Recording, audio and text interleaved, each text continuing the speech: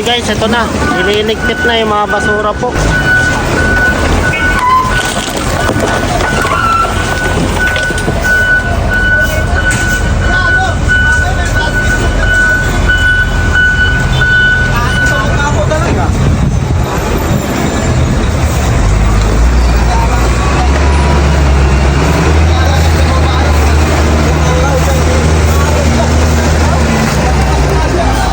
Grabe, gabundok na basura yan, no?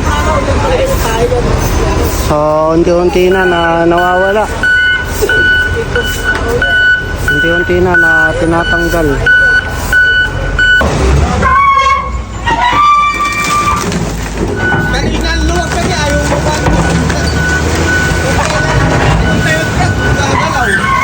Nililinis na yung Divisoria.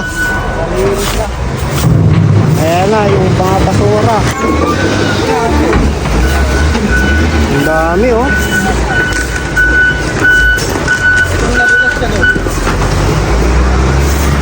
So, nililigpit na po. Mga ilang minutes lang to ay mawala na po yung mga basura po na nakaipon po dito. Kaya kailangan ay malinis na po yung Divisoria.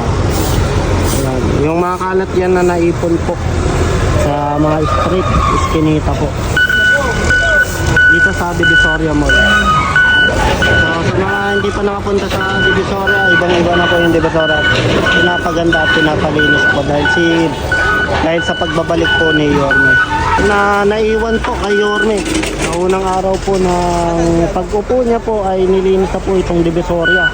Gabundok na basura po yung naiwan po dito. Sa mga hindi nakakaalam, yung isang eskinita po dito sa gilid ay ayun po yung na-clearing. So lahat ng mga vendors po na naiwan yung kalat dito po raw nilagay.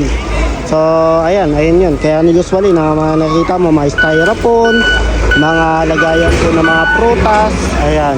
Isang araw pa lang ay magpapasiklab na po si Yorme dito sa Maynila dahil ikutin niya po hindi lang po dito sa Divisoria, actually sa buong lugar po iskinita ng Maynila po.